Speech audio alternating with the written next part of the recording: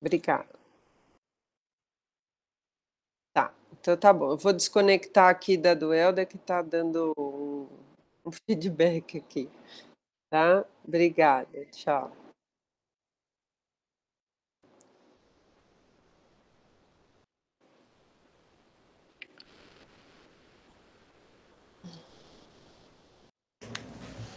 Pronto, agora tô por aqui.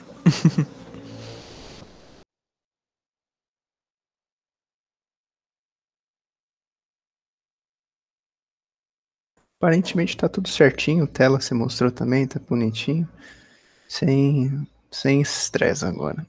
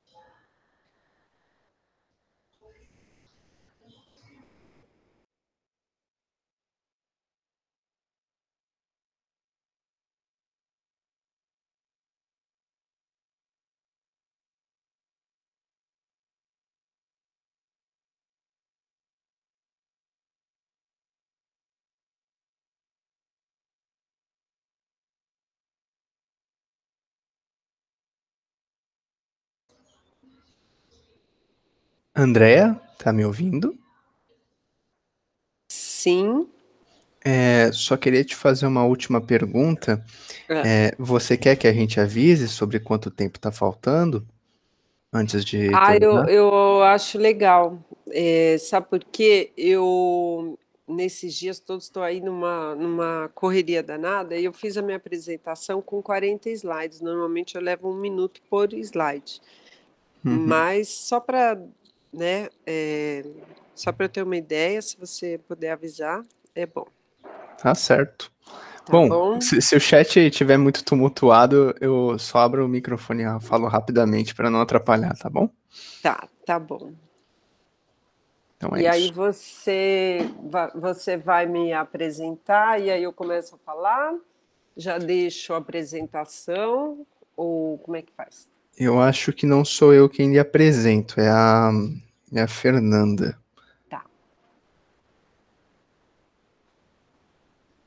Não, Mas tudo é bem. isso. Tô aqui, Agora, perfeito. agora tá tudo certo. Já tá tudo bonitinho alinhado, agora não tem mais como dar errado. Não, eu estava preocupada de entrar na palestra. Falei, gente, será que eu estou na palestra certa? Conforme elas vão acontecendo, a minha vai acender ou não? Mas agora então, estou tranquila aqui, tá bom? Tá ótimo. Só, só me chamar. Eu vou, fechar aqui câmera e microfone, tá? Quando quiser me Tá chama. bem. Pode deixar.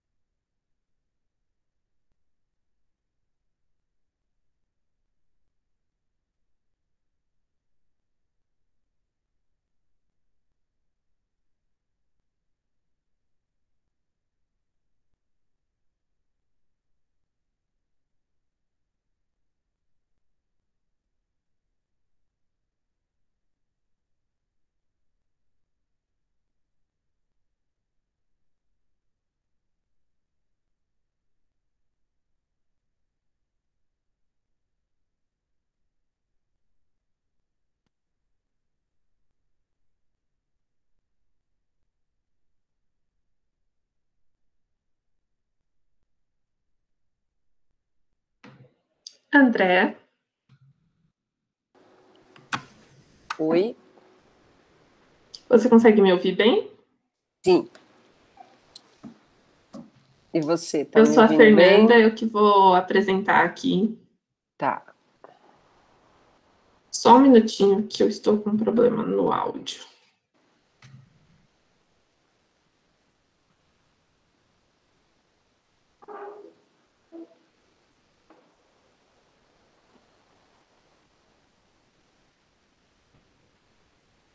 Agora vamos... Eu não tô te ouvindo. Tá ouvindo agora? Sim, agora sim. Desculpa, problemas técnicos. Ah, é. Normal. Seja bem-vinda à Semana de Biotecnologia Industrial e obrigada pela sua participação. Eu vou fazer uma breve apresentação para a gente poder começar, ok? Tá bom.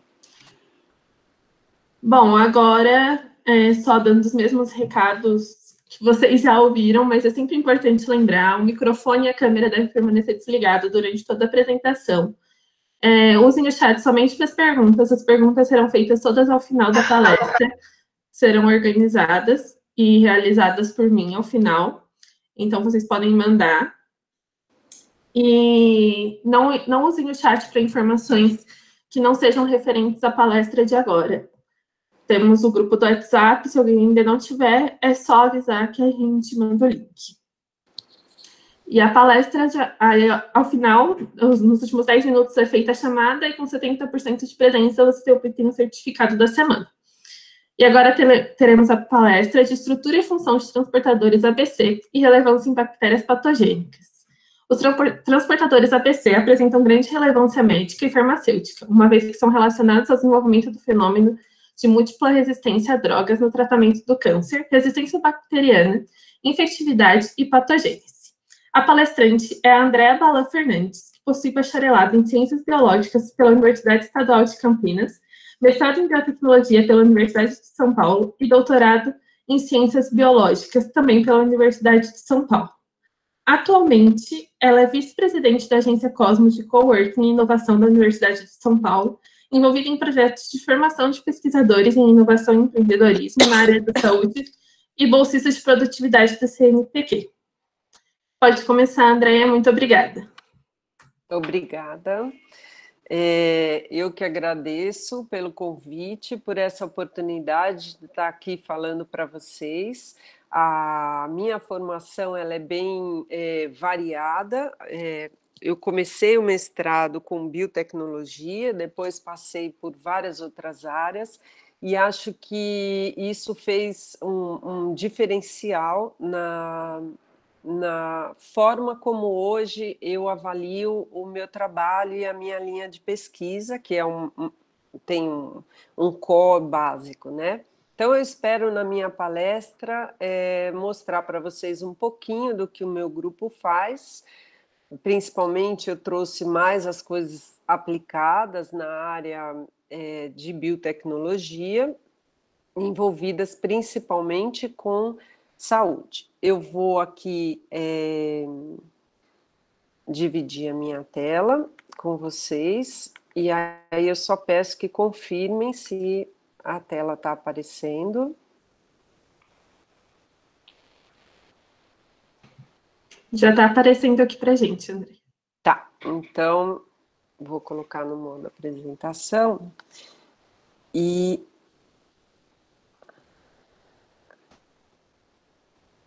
logo começo.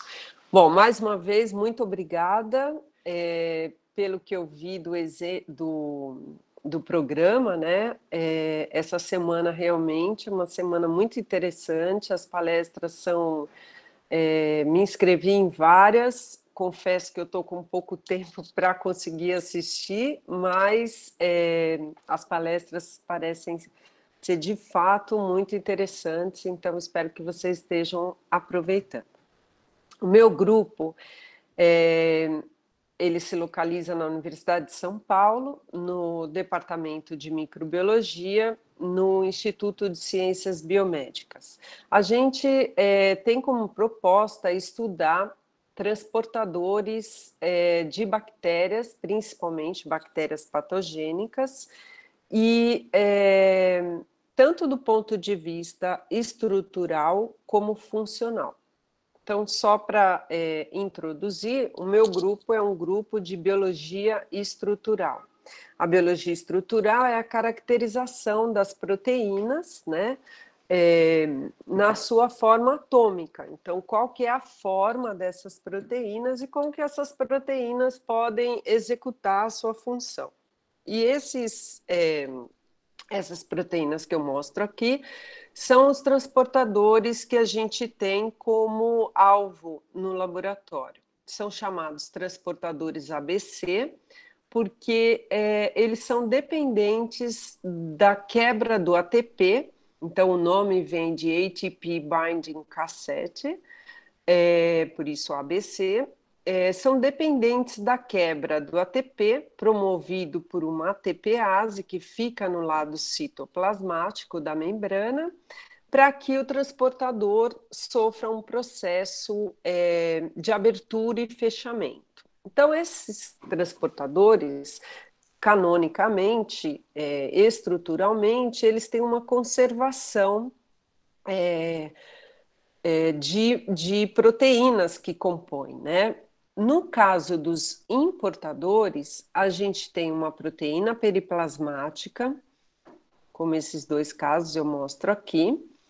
Essa proteína periplasmática ela é muito importante porque ela vai fazer a captura da molécula a ser transportada, vai levar essa molécula até a membrana, onde a gente encontra duas proteínas formando um poro, né? E essa molécula, então, vai ser passada a partir do momento em que o terceiro conjunto de proteínas, que são essas nucleases ou nucleotide binding domains, né? Domínios ligadores de nucleotídeos, quebram o ATP. Bom, como eu falei, tem os tipos importadores, então eles colocam moléculas de fora da célula para dentro, e tem os tipos exportadores, que são aqueles que vão tirar moléculas de dentro da célula e mandar para fora. Normalmente, os exportadores, eles têm uma função de detoxificação da célula. Mas, na verdade, esses transportadores, eles são muito relevantes do ponto de vista biotecnológico, do ponto de vista médico, farmacêutico, porque eles estão envolvidos em vários processos, né? Os importadores, eles estão presentes somente em procariotos, então é interessante que se a gente pensa em desenvolver um inibidor, se a gente pensa em controlar o desenvolvimento de um micro-organismo qualquer pela inibição de um transportador como esse, a gente não tem efeitos colaterais em eucariotos, né? Porque eles estão só em procariotos. São envolvidos em processos de nutrição, porque, óbvio, como eu falei, eles transportam moléculas de fora para dentro, né, da célula.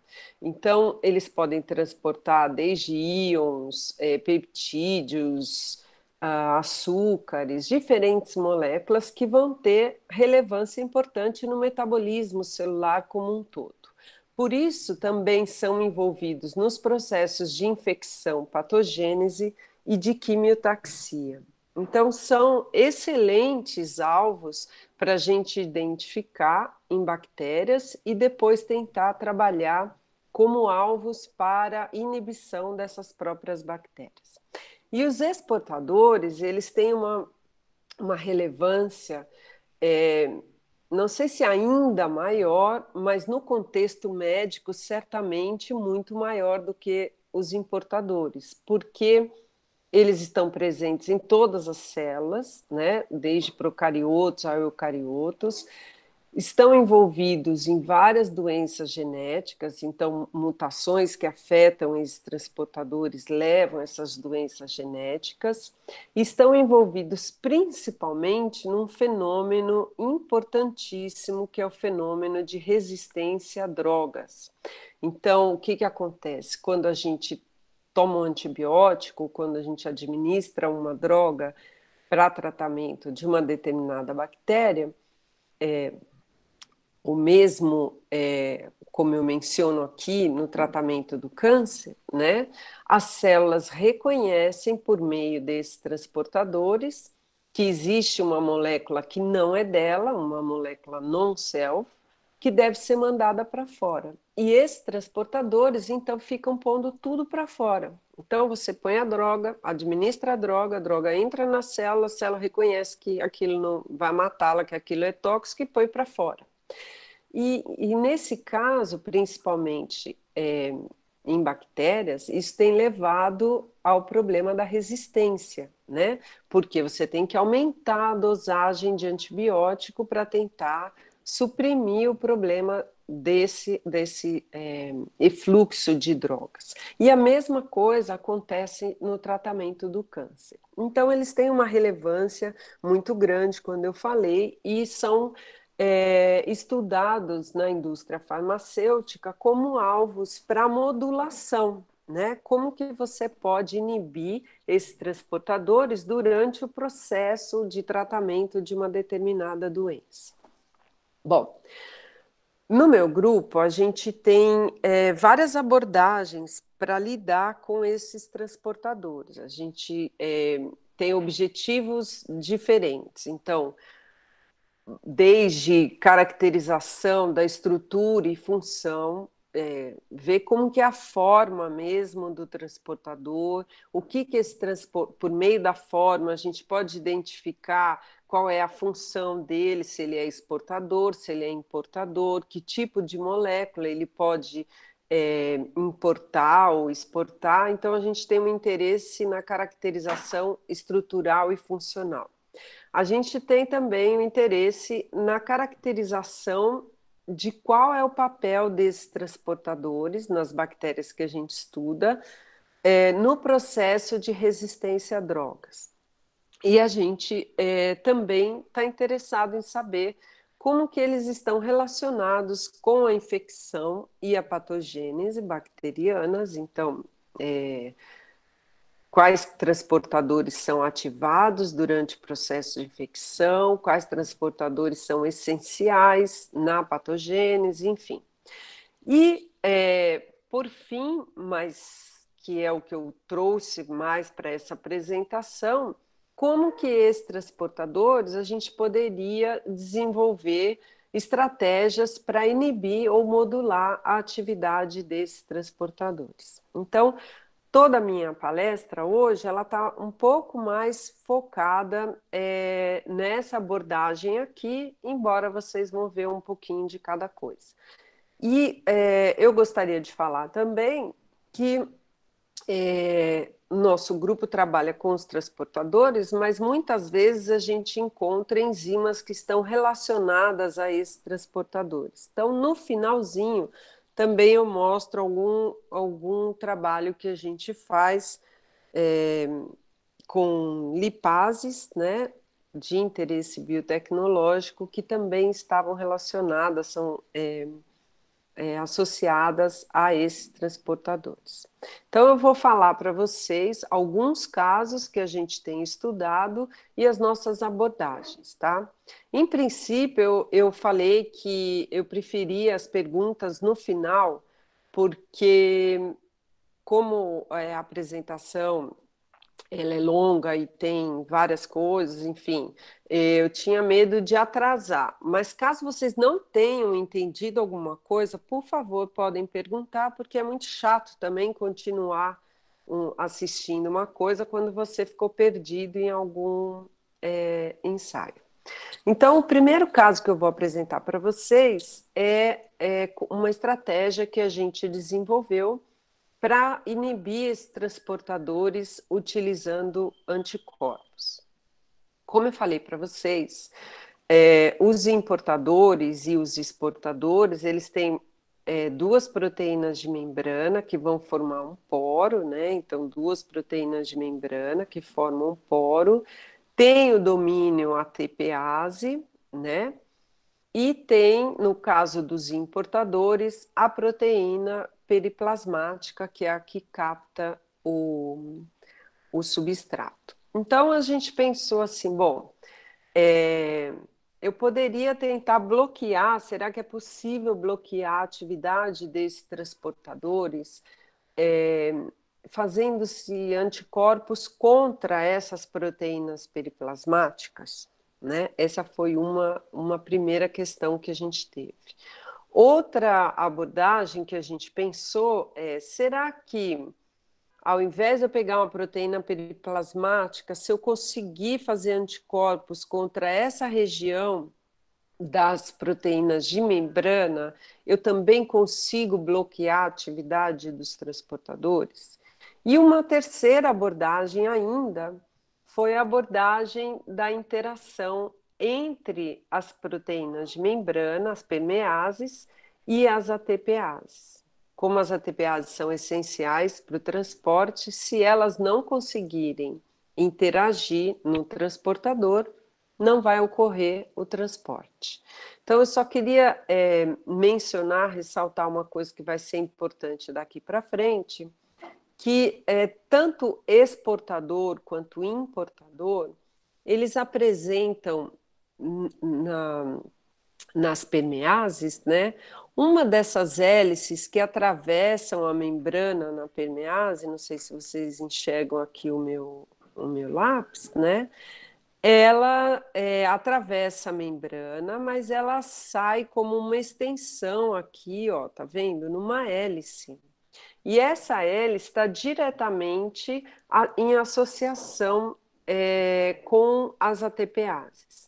Então, no caso de importadores, quando uma proteína se liga, uma proteína periplasmática se liga às permeases, elas induzem mudanças conformacionais nessas permeases que vão fazer com que essa hélice se movimente e cutuque a ATPase. Esse é o sinal de que a ATPase pode quebrar a molécula de ATP e, por meio dessa energia liberada, abrir e fechar o poro de passagem. A mesma coisa acontece nos exportadores. A gente também vai encontrar essa hélice, chamada de hélice de associação, só que aí, ao invés de ter uma proteína periplasmática que vai induzir essa mudança conformacional, o próprio substrato que entra pela membrana ou pelo citoplasma, ao se posicionar no sítio ativo do transportador, ele induz mudanças conformacionais que vão levar à alteração dessa hélice.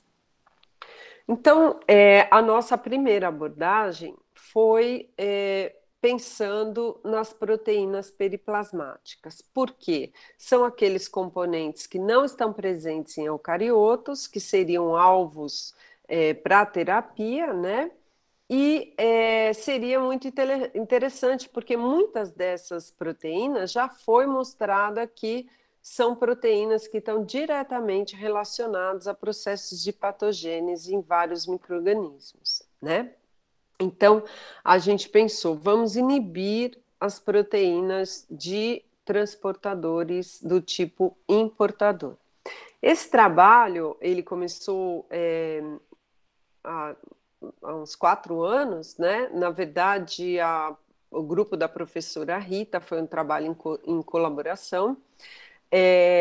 A professora Rita trabalhava com o Streptococcus mutans, que é uma bactéria que infecta a mucosa bucal, causa a cárie, né, entre outras, gengivite, entre outras doenças, e ela tinha alguns estudos com a relevância dessa proteína PSTS, que é a proteína ligadora periplasmática do sistema de fosfato. E ela tinha mostrado que essa proteína ela era muito importante para a Streptococcus mutans. Então, nós pensamos nessa abordagem. Será que se a gente bloquear essa proteína, a gente consegue bloquear a colonização, né, da bactéria na mucosa?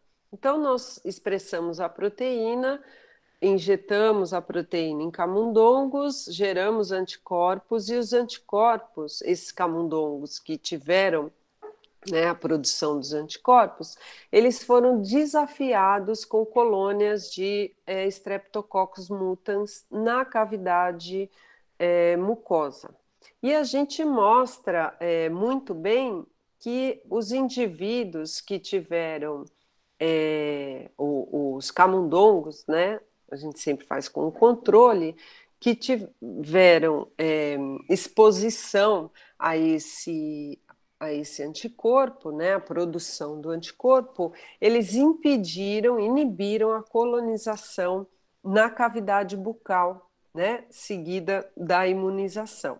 Então, a gente viu que essa abordagem foi uma abordagem interessante, né, usar como alvo essa proteína periplasmática. Uma segunda abordagem, como eu falei para vocês, era aquela sobre as ATPases. Sobre as permeases, né?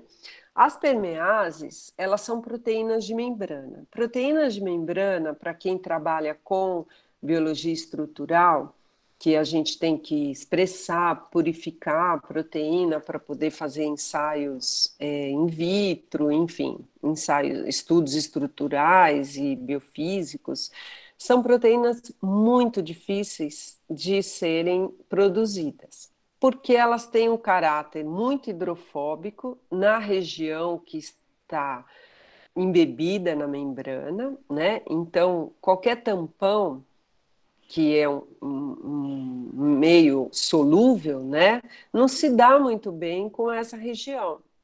E, ao mesmo tempo, elas têm também regiões hidrofílicas, que são regiões que ficam fora da membrana celular. Então, o tampão, para você conseguir produzir uma proteína como essa, ele tem que ser muito bem otimizado, você tem que usar alguns lipídios, às vezes detergentes, para proteger a parte hidrofóbica e, ao mesmo tempo, tentar manter a estrutura das partes hidrofílicas, né? É muito complicado. Então, a gente pensou, bom, a gente deveria tentar desenvolver alguma coisa onde eu não precisasse trabalhar com a proteína de membrana inteira, né? Alguma coisa onde eu pudesse produzir o anticorpo, mas sem chegar a ter que trabalhar com essas proteínas. Muitas vezes, para expressar e começar a produzir uma proteína de membrana, a gente demora 2 anos aí no laboratório. Então, é muito complicado. Bom, qual que foi a nossa ideia? Nós temos um colaborador na Universidade de Cambridge que ele trabalha com desenvolvimento de drogas, de inibidores e principalmente com processos que estudam a interação entre proteínas. Esse colaborador, ele tinha desenvolvido uma proteína chamada de proteína display ou proteína âncora, na qual é uma proteína altamente solúvel, estável, de fácil produção, e na qual seria possível você colocar fragmentos de outras proteínas, então peptídeos, ou até mesmo pequenos domínios, outras proteínas, nessa proteína, e usar essa proteína como uma âncora, um display de apresentação desses peptídeos. Nós pensamos, será que a gente poderia pegar essa proteína e pegar a região das permeases que estão expostas e tentar gerar anticorpos? Foi essa a nossa ideia, e aí a gente pensou em desenvolver esse sistema. Então, a gente teria um transportador a partir da modelagem ou da caracterização estrutural desse transportador, muitos deles já disponíveis, né? A gente poderia identificar as regiões expostas e colocar essas regiões nessa proteína, gerar anticorpo e depois tentar ver se ocorreria o bloqueio. Então, vejam que essa estratégia, ela não só vai bloquear, né, o anticorpo, ele vai ficar sentadinho aqui em proteínas, em transportadores do tipo importador, mas também do tipo exportador, né? Então, a gente mataria aí dois coelhos com uma mesma abordagem. Bom, para a gente fazer isso, como era uma prova de conceito, né, a gente não sabia se ia dar certo ou não, ao invés de fazer tudo por modelamento, porque a gente pode fazer as estruturas, né, modelar a estrutura de um transportador em sílico no computador e aí fazer a predição dessas hélices. Nós resolvemos trabalhar com transportadores que já tinham estrutura resolvida e que já estavam na literatura com muita informação sobre função, sobre atividade, mecanismos, condições de crescimento das bactérias, porque isso iria facilitar os nossos testes de inibição. Então, a gente escolheu o transportador de maltose, de vitamina B12 e de molibdato. Esses três transportadores, eles estão presentes tanto em E. coli quanto em Staphylococcus aureus. E aí, por que que a gente escolheu essas duas bactérias, né? Primeiro, porque são bactérias de grande relevância na, na, na medicina, né? No contexto hospitalar, porque são bactérias que causam infecções, que têm resistência muito alta, né? Depois, porque são bactérias que a gente chama de nosocomiais. São bactérias que têm características completamente diferentes. Escherichia coli é uma bactéria gram-negativa e Staphylococcus aureus uma bactéria gram-positiva. Então, o envoltório dessas células é completamente diferente. E a gente pensou, bom, se a gente vai testar uma abordagem, seria interessante ver. Essa abordagem funciona tanto para gram-negativo quanto para gram-positivo. Então, esses eram os nossos alvos. A partir das estruturas, a gente viu nas proteínas, nas permeases dos transportadores, aqui em verde e cinza, né? Só exemplificando, eu mostro um deles. A gente viu quais são as regiões que são expostas nesses transportadores. Aqui elas são chamadas de L1, L2, L3, que a gente chamou de loop, né? Ou alça de ativação, alça de exposição. E aí, por ferramentas, né, de bioinformática, tal, a gente conseguiu definir essas regiões, clonou cada uma dessas regiões na nossa proteína display, inoculou em camundongo, gerou anticorpos e depois foi avaliar se esses anticorpos eram capazes de reconhecer esses transportadores, visando aí um bloqueio dos transportadores. Então, aqui, eu não sei o quanto vocês são familiarizados, né? Mas a gente tem que fazer os ensaios todos de clonagem, então mostrando aqui, enfim, de uma maneira geral, e depois a purificação, a expressão e a purificação dessas proteínas todas. Vejam que a gente conseguiu todas elas, essa bandinha que aparece aqui mais forte, são os tratos não induzidos e de células induzidas a produzir a proteína heteróloga. Todas elas produziram na forma solúvel. Depois aqui eu mostro uma representação de uma purificação e as proteínas no final, né, produzidas para serem injetadas nos camundongos. Então, a gente fez um sistema de administração de dose, né, que era feito a cada 14 dias. Então, recebi a primeira dose no dia 1, depois de 14 dias, uma segunda dose. E aí a gente deixava mais um mês, e aí no 70º dia tirava, dava um terceiro boost e depois retirava o soro desses camundongos. E aí nós avaliamos o título desses anticorpos. Então, o título ele vai estar diretamente relacionado com a capacidade desses peptídeos, né, ou dessa proteína que a gente tinha administrado, ser imunogênica, né, de gerar anticorpo no camundongo.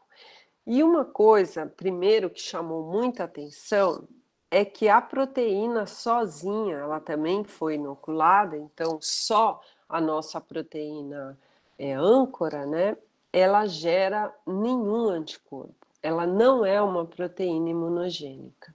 E aí foi muito interessante porque a gente pensou, bom, se ela não é imunogênica, toda a imunogenicidade que a gente está vendo desses anticorpos, ela vai ser decorrente dos peptídeos que nós inserimos nessa proteína. Então, alguns mais, né, mais, outros menos, alguns super imunogênicos, como o caso dessas duas aqui.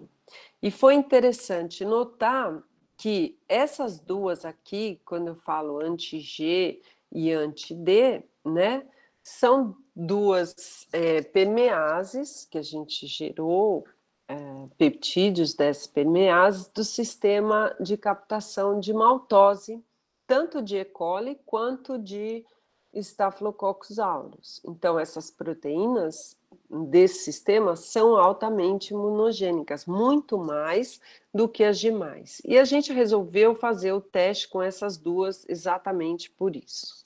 Então, o primeiro teste a fazer era ver, bom, a gente produziu anticorpo, né? Mas será que esses anticorpos, eles são capazes mesmo de reconhecer a proteína nativa? O que é a proteína nativa? É a proteína que está na célula, na bactéria. Então, a gente fez extratos de Staphylococcus aureus, extratos de Escherichia coli, e também pôs a proteína purificada. Então, correu um gel de poliacrilamida aqui na parte de cima, em azul, e depois a gente fez um ensaio de Western blot, mostrando que os anticorpos, eles foram capazes de reconhecer tanto nos extratos, né, ou seja, a proteína nativa, quanto a proteína purificada, ou seja, nosso anticorpo, ele reconhecia a proteína de interesse in vitro, né? Depois a gente pensou, bom, será que dá para fazer isso e a gente pegar uma célula do jeito que a célula está e jogar o anticorpo, né, em contato com essa célula? Será que esse anticorpo vai reconhecer esse transportador que está lá na membrana da célula, né, na membrana citoplasmática? Então a gente fez ensaios. É um ensaio chamado de Whole Cell ELISA, porque você usa a célula inteira, mas você faz um ELISA. Então, você põe a célula, joga o seu anticorpo e depois um segundo anticorpo, um anticorpo secundário, que vai, ao reconhecer o anticorpo primário, ele vai gerar um sinal que a gente pode medir a absorbância. Então, a gente sabe se está ou não sendo reconhecido. E a gente viu que sim, que nesse ensaio os anticorpos eram capazes de reconhecer as proteínas na membrana da célula. Então a gente ficou feliz, falou, bom, o negócio está funcionando. Aí a gente foi fazer mais uma confirmação por imunofluorescência.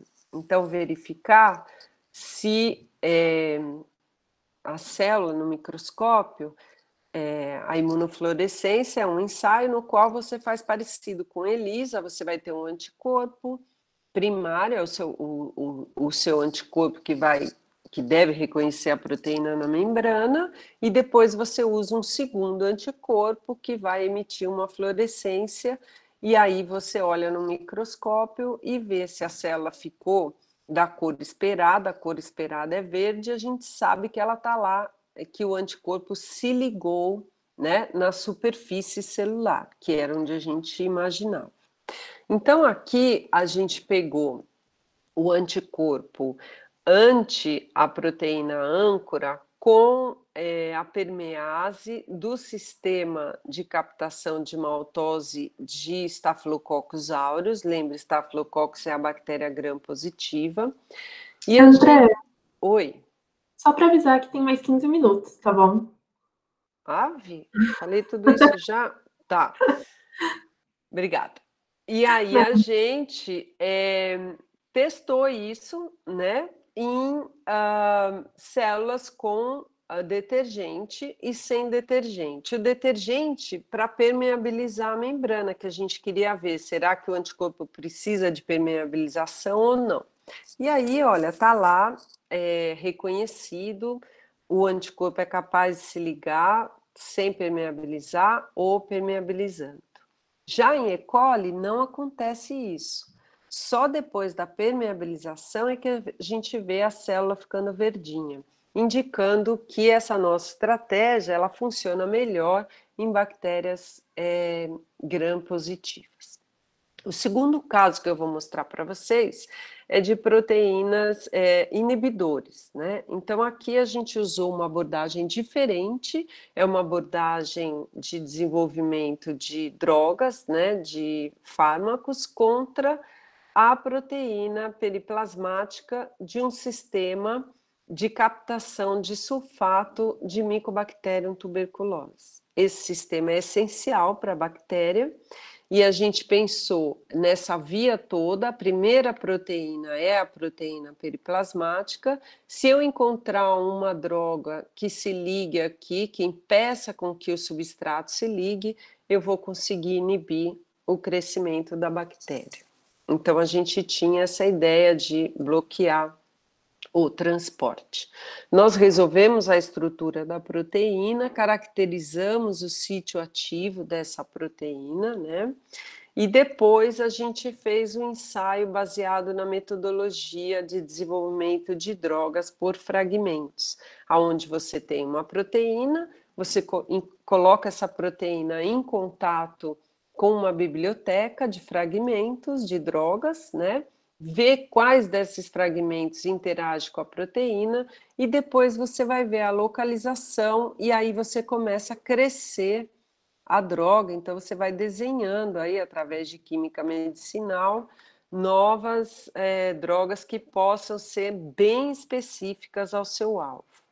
Então a gente começou com um ensaio chamado de thermal shift ou deslocamento térmico, onde a gente coloca a proteína, aumento de temperatura, submete ao aumento de temperatura, e conforme você vai tendo a exposição, a proteína vai começando a desenovelar, um corante que se liga em regiões hidrofóbicas, ele se liga na proteína, porque ela vai expondo essas regiões hidrofóbicas, e ele emite uma fluorescência.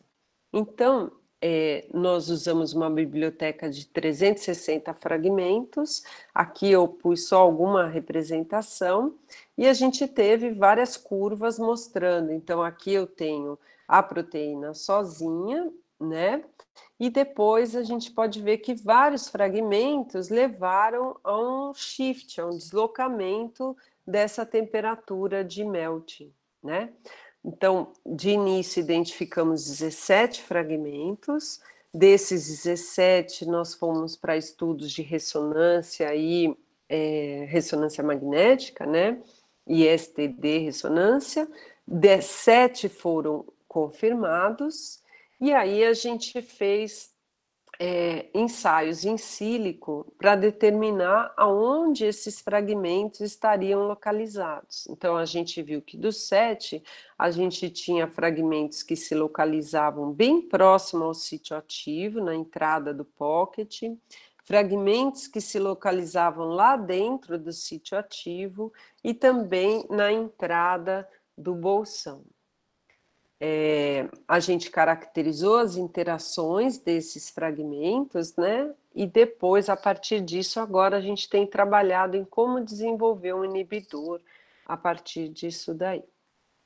O terceiro caso, que eu vou falar rapidinho, peço desculpas, vou correr aqui, é um caso de um transportador que é super interessante também, porque é um transportador de Mycobacterium tuberculosis que é envolvido com a reciclagem da membrana. E esse transportador, ele é essencial quando a Mycobacterium tuberculosis, ela entra, o macrófago reconhece, né, o antígeno, o Mycobacterium, engloba a Mycobacterium, mas ela tem a capacidade de silenciar o macrófago. E esse macrófago, ele não faz nada. Então, é o que a gente fala da tuberculose latente, né? O Mycobacterium, ele fica silenciado dentro do macrófago. A gente viu que esse transportador, que é codificado por um único gene, que dá as três, dá o transportador aqui, do ladinho dele tinha um gene que codificava uma quinase. E a gente pensou, será que essa quinase tem alguma coisa a ver com o controle desse transportador? Primeira coisa é que esse transportador ele é completamente diferente de qualquer outro que já foi identificado. Ele tem as hélices transmembranas, o domínio ATPase, mas ele tem 2 domínios extras que são domínios FHA. Esses domínios na literatura são domínios que são fosforilados para regulação. Então a gente falou, puxa, se ele tem esses 2 domínios e tem uma quinase, que é essa proteína aqui, é possível que a quinase, ao se autofosforilar, ela tenha uma atividade nos domínios. Então o que a gente fez? A gente pegou essa porção do transportador, fez 4 mutantes, 4 produções, né? O selvagem, que é o domínio sem nenhuma fosforilação, o domínio com a fosforilação no sítio da treonina 152, treonina 210 e o duplo mutante. E aí a gente foi fazer estudos por SACs, e tanto da quinase quanto do domínio FHA. E o que a gente vê aqui nessas curvas é o seguinte: quanto mais aberta for a curva, então quando essas extremidades ficarem mais distantes, isso significa que a proteína é mais alongada. E quanto mais próximo, isso significa que a proteína está mais fechadinha, mais compacta. Então a gente mostra que a proteína, quando ela não está fosforilada, o domínio FHA, ele tem a tendência de ficar aberto, esticado. E conforme ele vai recebendo a fosforilação, ele tende a se fechar. Então, a gente viu que a fosforilação levaria a mudanças conformacionais. Nós estudamos a quinase também nos 2 estados, não fosforilada e fosforilada, e a gente viu que a quinase não fosforilada, ela tem ela é mais fechada, né, para atuação nos domínios. E quando a gente usa o complexo, a gente conseguiu ver que a quinase ela tem afinidade pelo domínio FHA somente quando ela está fosforilada. Então, isso foi muito interessante. A partir desses ensaios, a gente fez estudos mostrando que como seriam as populações que a gente encontraria. Então, no selvagem, os domínios FHA, que eu tenho um e outro, e a alça de ligação, esses domínios estão mais distantes, e no duplo mutante, ou seja, o duplo fosforilado, esses domínios eles estão mais próximos, né? E a gente também viu que a afinidade da quinase ela é muito alta pelo domínio não fosforilado, óbvio, porque ela quer fosforilar ele, e a partir do momento que ele vai sendo fosforilado, essa afinidade ela diminui.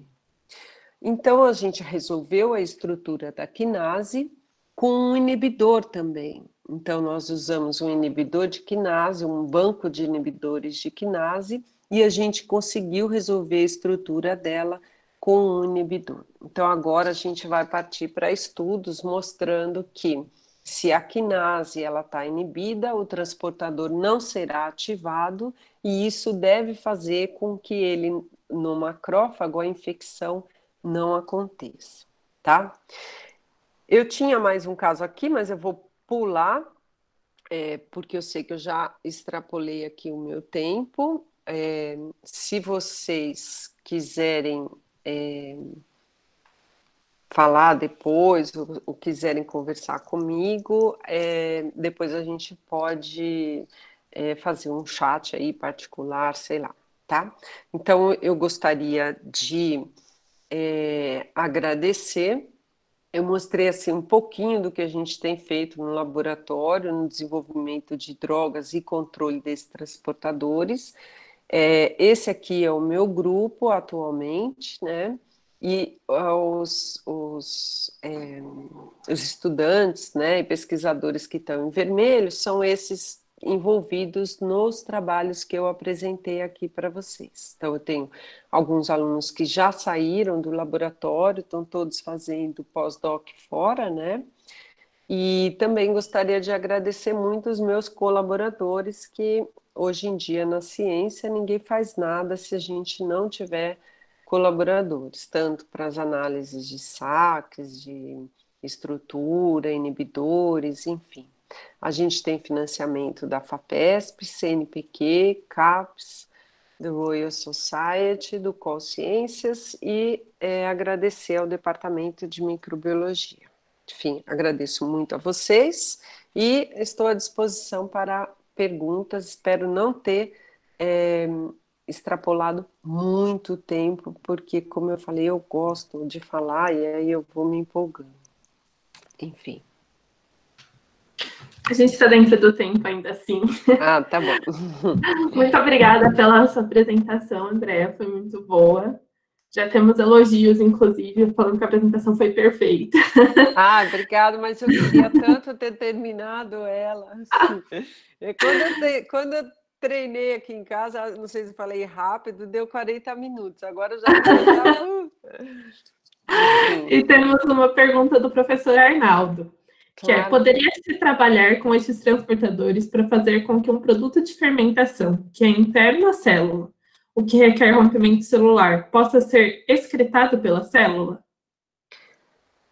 Então, essa é uma ótima pergunta. A gente já pensou sobre isso, em fazer um transportador transportar o que a gente quiser, um exportador transportar o que a gente quiser. Eu não cheguei a apresentar ao final da minha palestra, que era engenharia de proteínas, onde a gente faz alteração no sítio de alguns transportadores, de algumas enzimas, exatamente para mudar a afinidade, mudar o substrato. Então, assim, teria que se estudar primeiro qual o produto da fermentação, a característica desse produto da fermentação, para ver se os transportadores poderiam exportar.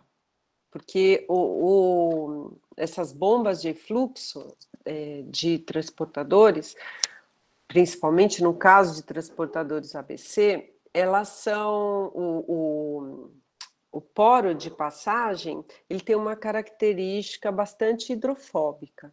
Então, o produto da fermentação, a gente teria aí que olhar como é que é esse produto, se ele é hidrofóbico também, isso facilitaria muito, senão a gente teria que tentar mudar geneticamente um transportador e ver se isso. Depende também do tamanho, nem todos os transportadores conseguem transportar moléculas muito grandes, né? Então tem uma limitação aí de tamanho.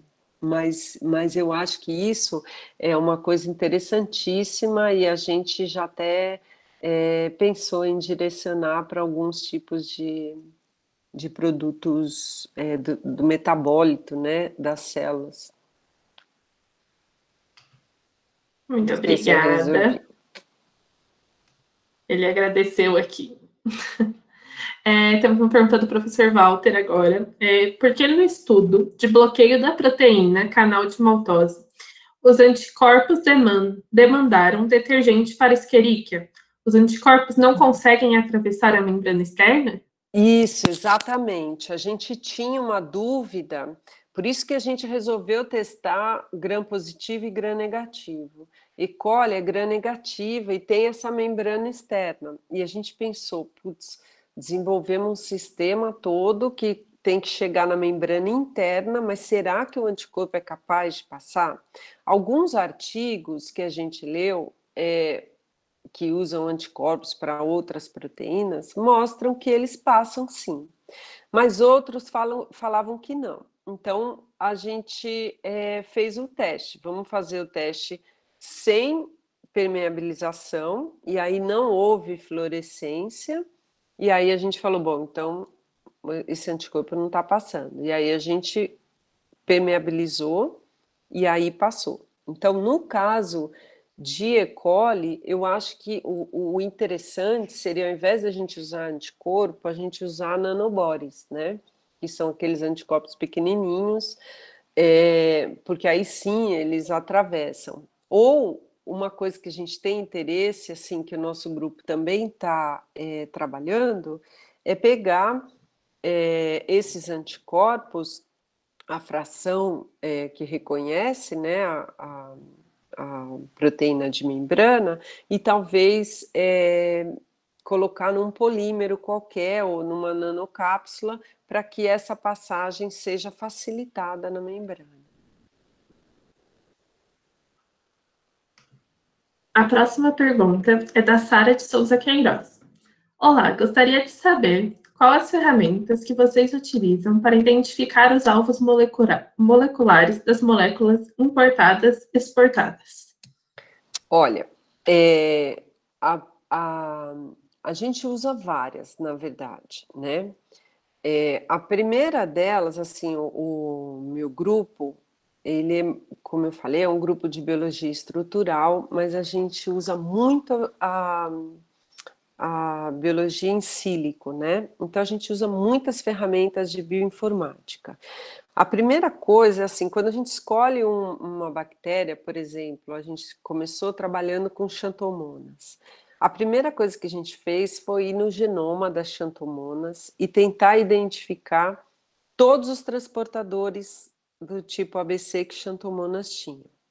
Existe uma coisa fácil, né, para se identificar, que as ATPases desses transportadores, elas têm um motivo que é característico de transportador ABC. Então, se você encontrar lá uma sequência de 7 aminoácidos, sempre a mesma sequência no genoma, no proteoma, né?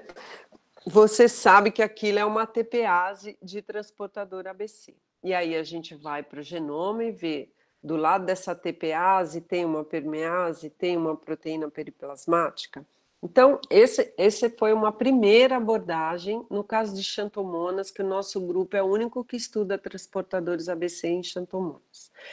Em Mycobacterium tuberculose, esses transportadores eles têm uma relevância gigantesca. E existe um site que chama TransportDB Database, né? Que nesse site eles já tinham feito um levantamento de várias proteínas que são transportadores ABC. Na verdade, eles têm para todos os micro-organismos que você possa imaginar, que sai genoma, eles fazem esse levantamento, você entra lá no site, põe o nome da bactéria e aparece. Então, essa é a nossa primeira triagem. Depois disso, a gente faz uma triagem mais fina. Então, a gente vai para a literatura, tenta ver tudo que já foi descrito daquele organismo. A gente começa a olhar, aí a gente faz uma parte de análise molecular, tudo em sílico. Modelo, comparação, blasts, alinhamentos, para ver se de fato aquelas proteínas ditas como transportadores ABC, elas têm características estruturais de transportadores ABC, né? E aí a gente vai testar, né? Então, depois disso, quando a gente expressa, purifica, como eu falei, eu peguei só uma parte do que o meu grupo faz, mas a gente vê estrutura dessas proteínas, vê se compara proteína com outra, vê sítio de interação, enfim. Aí a gente faz várias abordagens. Eu não consegui ler a pergunta inteira. Eu vou ler. Ah, tá. Agora é outra pergunta do professor Arnaldo. Existe relação entre estes transportadores e o que a gente aprendeu sobre transporte ativo e transporte passivo? Sim, sim, total. Esses transportadores, eles são transportadores ativos. Como eu falei para vocês logo no comecinho da palestra, eles são dependentes de ATP. Então, o transporte só acontece com gasto de energia. Existem vários outros transportadores na célula que são transportadores passivos, né? Que vão fazer difusão, que não precisam do ATP, tem os transportadores secundários, esses são transportadores primários do tipo ativo, eles fazem transporte ativo.